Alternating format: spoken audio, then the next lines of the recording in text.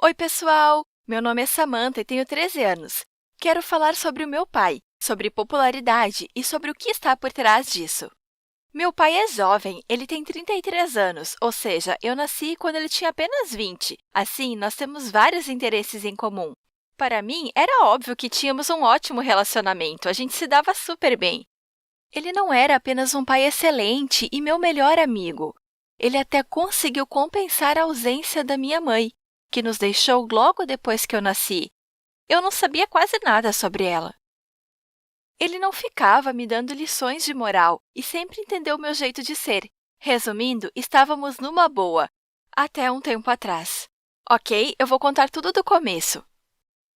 Meu pai trabalhava como engenheiro em uma empresa de construção, mas há uns 2 anos ele largou o emprego do nada, vendeu o carro e foi para a Índia. Ele disse que faria essa viagem para recarregar as baterias e me deixou com a minha avó por tempo indeterminado. 3 meses depois, ele voltou completamente diferente. Ele voltou super relaxado, bronzeado e com um brilho nos olhos, e também com dreads na cabeça.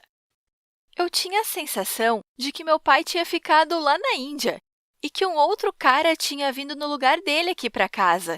Um cara com a cabeça nas nuvens, que parecia viver em outra realidade.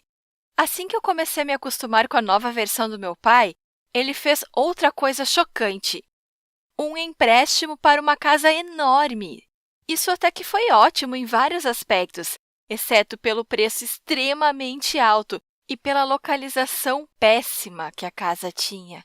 Eu não fazia a mínima ideia de como meu pai ia pagar o empréstimo, mas ele parecia não se preocupar com isso. Todo o dinheiro do antigo apartamento havia sido usado para pagar as primeiras parcelas e eu não sabia o que íamos fazer a seguir.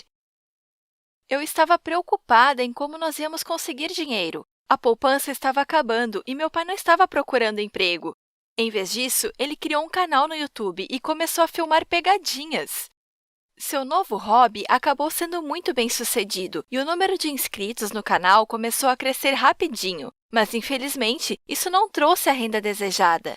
Nós mal tínhamos dinheiro para pagar as contas de água e luz, que eram enormes, e para comprar comida. Mas, depois de um tempo, o número de inscritos no canal chegou a mais de 2 milhões. Nossa condição financeira ficou estável e as pessoas começaram a reconhecer meu pai nas ruas, nas lojas, nos cafés, nos bancos e até na minha escola. Com a fama do meu pai, minha popularidade na escola também cresceu bastante. Ser meu amigo virou uma moda, era algo legal e todos queriam estar perto de mim. Eu estava em todas as festas e as pessoas tiravam selfies comigo e até os professores começaram a ser mais legais. Meu pai estava cada vez mais apaixonado pelo seu canal e parecia que a sua vida havia se tornado uma brincadeira sem fim. O pior foi quando, sem suspeitar de nada, eu me tornei uma personagem dos seus vídeos. Ele manchava o meu uniforme da escola, sabendo que eu precisaria sair em alguns minutos e não tinha outro para vestir. Ele colocava insetos na minha comida, mesmo sabendo que eu tinha muito medo deles e que eu perderia totalmente o apetite. Uma vez, ele criou uma pegadinha especialmente elaborada. Ele disse que eu venci o concurso de poesia e que a premiação seria na cidade vizinha. Quando fiz as malas e disse a todos na escola que eu ficaria fora por vários dias, meu pai disse que era apenas uma pegadinha. Eu fiquei chorando por 2 dias. Eu estava com muita vergonha de ir para a escola. Eu não confiava mais no meu pai. Comecei a duvidar do que ele dizia e parecia que sempre tinha algo escondido por trás de cada passo seu e que logo eu seria vítima de mais uma pegadinha e motivo de riso para todos. Mas meu pai não estava nem aí para os meus sentimentos e continuou com as brincadeiras.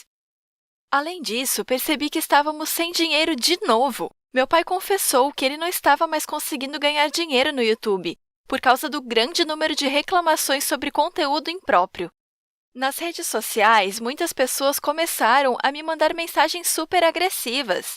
Elas achavam que meu pai era muito rico e que eu tinha tudo o que eu queria. E nos comentários dos vídeos que eu aparecia, elas até desejavam minha morte.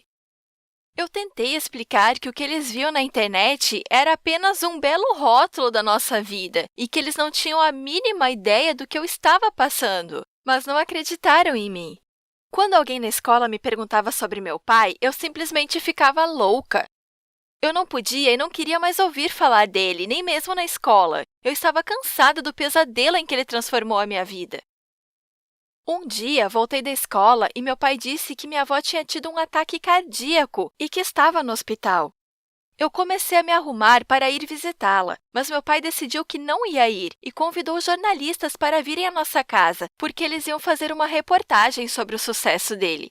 Ele disse que eu também tinha que ficar para dar uma entrevista. Ficou claro para mim que ele não era mais a mesma pessoa. Não havia humanidade nele e tudo o que importava era o seu canal.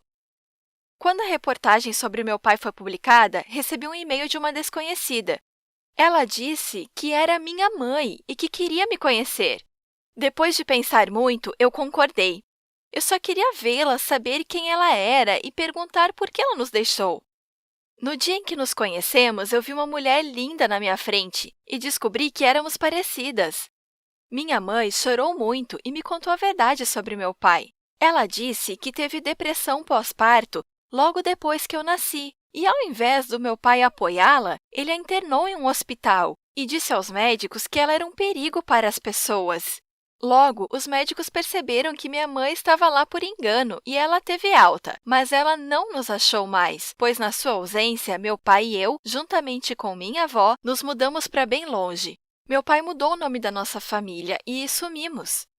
Ela também disse que não havia se casado, pois estava tentando me encontrar. Contei a ela sobre a minha vida real e ela decidiu ir ao tribunal.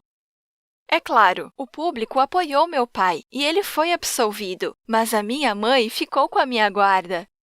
Eu fui morar com ela na cidade onde nasci. E o meu pai nem tentou nos contatar. Agora, eu vivo uma vida mais simples e não sou mais popular, mas posso dizer que minha vida está muito melhor. Você sabe de algum caso em que a popularidade mudou uma pessoa para pior? Compartilhe nos comentários!